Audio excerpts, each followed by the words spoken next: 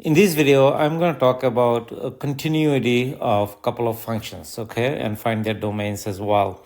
So the first example is f of x is equal to cosine of x over sine square of x. And we know from our past knowledge that cosine of x and sine of x are continuous functions on the domain where it's defined, right?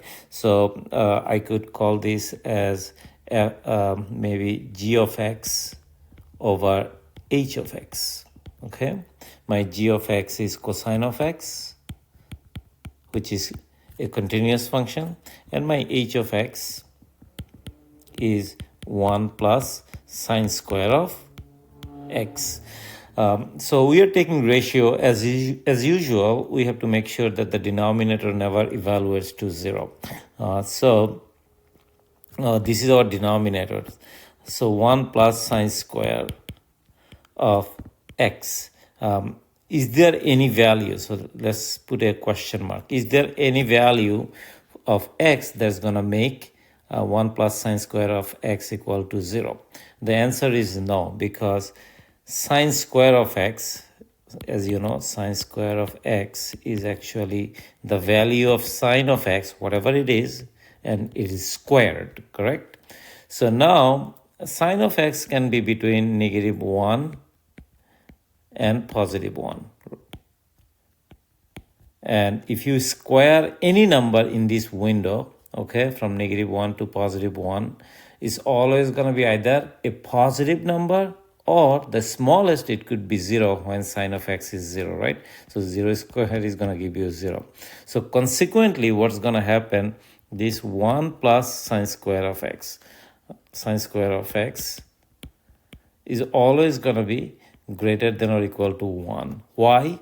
We know that sine square of x is always going to be greater than or equal to 0. Now if I add 1 to both sides, I get 1 plus sine square of x is greater than or equal to 1, which is to say that this denominator is going to be always greater than 1 or equal to 1. So it's never 0. So this function, f of x, as defined as a ratio of two trig functions, is actually continuous everywhere on the number line. So my domain is going to be from negative infinity to positive infinity. And similar argument can be applied here, except that here instead of trig functions we are dealing with polynomials. So my numerator, let's call it g of x, which is 3x to the power 5 minus 4x, and the denominator h of x, which is 1 plus x squared. We really don't care whether the numerator is 0 or not. The same here, by the way. The numerator can be 0.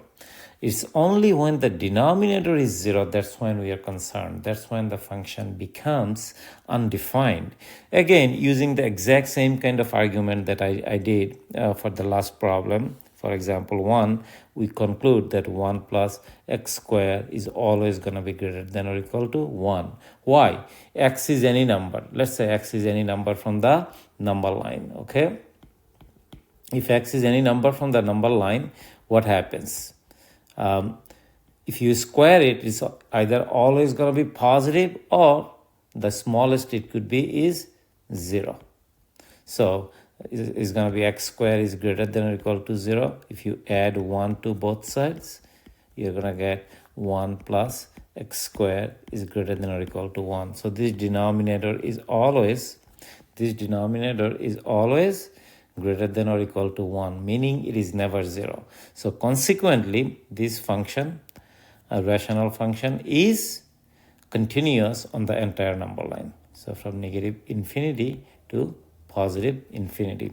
And just to sketch it out for you, so this is your 0 and 1, 2, it keeps going in the positive direction, negative 1, negative 2, it keeps going in the negative direction, and it's going to be, by the way, the entire number line.